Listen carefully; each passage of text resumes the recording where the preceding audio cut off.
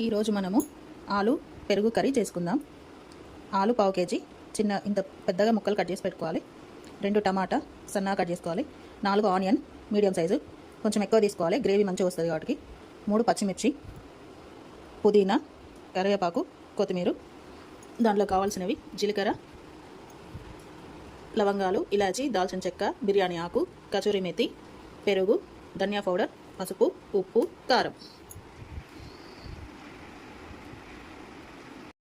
Stove ముట్టించుకొని గిన్నె పెట్టేసుకొని దాంట్లో ఆయిల్ వేసేసుకుందాం.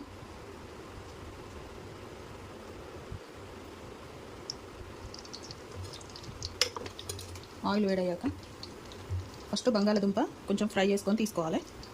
ఫస్ట్ బంగాళదుంప వేసుకొని ఆలు వేసుకొని ఫ్రై చేసుకొని తీసుకుందాం. చూసారా ఆలు ఎలా ఫ్రై అవుతుందో? ఆలు వేసుకున్నాక కలుపుతూనే ఉండాలి, ఎందుకంటే ఆలు మంచిగా మొత్తం ఫ్రై అయిపోతుంది. కలపకపోతే ఒక సైడే ఫ్రై అవుతుంది. ఇలా కలుపుకోవాలి. ఇప్పుడు వీటిని తీసేసుకున్నాం ఇలా ప్లేట్లోకి. ఆలు ఫ్రై అయిపోయాయి, తీసేసాం కదా. ఇదిగో చూడండి ఎలా ఫ్రై అయ్యాయో. అందులో వేసినాక కలబెట్టుకుంటూ ఉంటే ఇలా ఉంటాయి, మంచిగా ఫ్రై అవుతాయి. ఇప్పుడు జీలకర్ర వేసుకుందాం.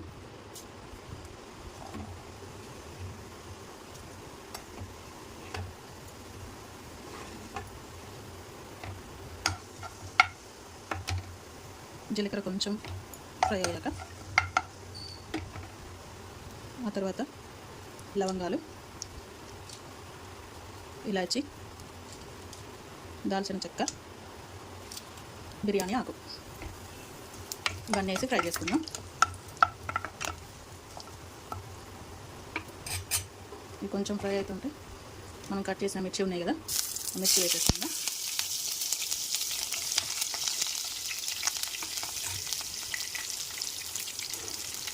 మిర్చి వేగాక ఆనియన్ వేసేసుకుందాం. ఆనియన్ వేసేసుకొని ఆనియన్ మంచిగా బ్రౌన్ కలర్ రావాలి. బ్రౌన్ కలర్ వచ్చే వరకు వేయించుకుందాం. చూడండి ఆనియన్ ఫ్రై అయిపోయాయి. ఇప్పుడు దీంట్లోకి కరివేపాకు, పుదీనా వేసేసుకుందాం.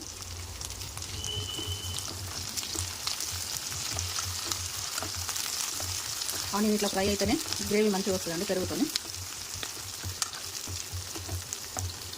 పుదీనా వేసేసుకొని కాసేపు కలబెట్టాక అది కొంచెం పుదీనా మంచిగా ఫ్రై కావాలి.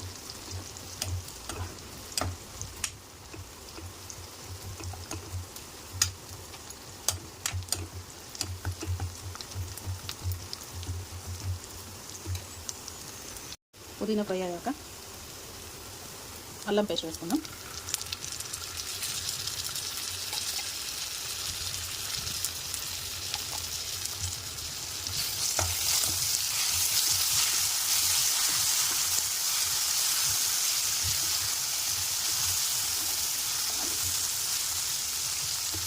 అల్లం పచ్చివాసన వేరే వరకు ఫ్రై చేసుకోవాలి. ఆ తర్వాత దీంట్లో పసుపు వేసుకుందాం.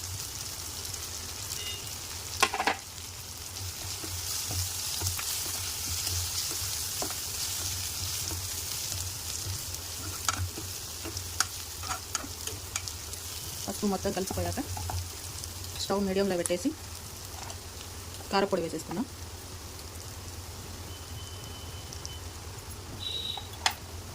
కారపొడి, సాల్ట్ వేసేస్తున్నాం.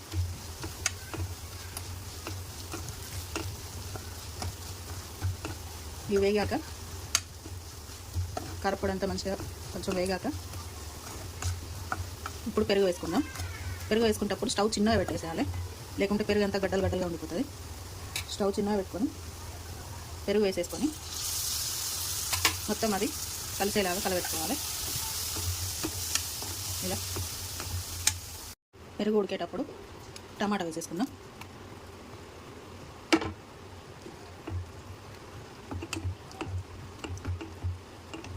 పెరుగు మొత్తం చూసారా, స్టవ్ చిన్నగా పెట్టి ఇలా కలబెడితే పెరుగు మంచిగా కలుస్తుంది.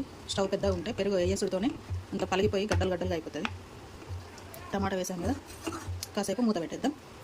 టమాటా మగ్గాలి కదా, అందుకే మూత పెట్టేద్దాం. టమాటా ఉడికింది చూద్దాము. ఒక 5 నిమిషాల తర్వాత చూద్దాము. మధ్యలో ఒకసారి తీసి కలబెట్టాను. చూడండి ఉడికిపోయింది. ఇప్పుడు మన ఆలు ఫ్రై చేసిన ఆలు ఉంది కదా, అవి వేసేసుకుందాం.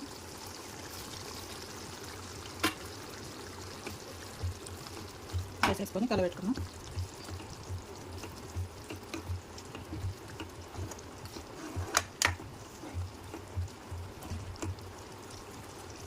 దీంట్లో కొంచెం వాటర్ వేసుకుందాం.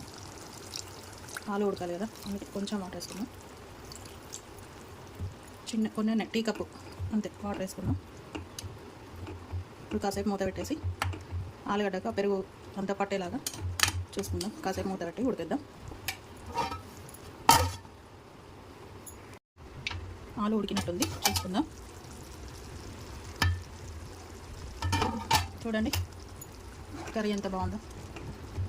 ఆలు కూడా బాయిల్ అయిపోయింది, మంచిగా ఉడికిపోయింది. ఆలుగడ్డ చూడండి. దీంట్లోకి మనం ధనియాల పొడి వేసుకుందాం.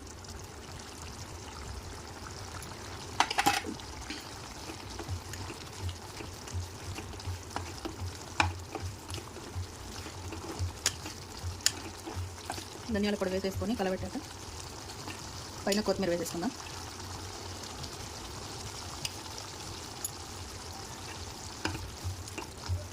కొత్తిమీర వేసేసాక కచూరి మేతి ఉంది కదా, అది కొంచెం నలిపి వేసేసుకుందాం. కచూరి మేతి ఇక స్టవ్ బంద్ చేసే 5 minutes ముందు వేసేయాలి. అది వేసాక ఒకసారి కలబెట్టేసి స్టవ్ బంద్ చేసి ఒక 2 నిమిషాలు అలాగే ఉండనివ్వాలి. చూడండి కచూరి మేతి వేసి కలబెట్టాను, మూత పెట్టేస్తున్నా. Stove off చేసేస్తున్నా.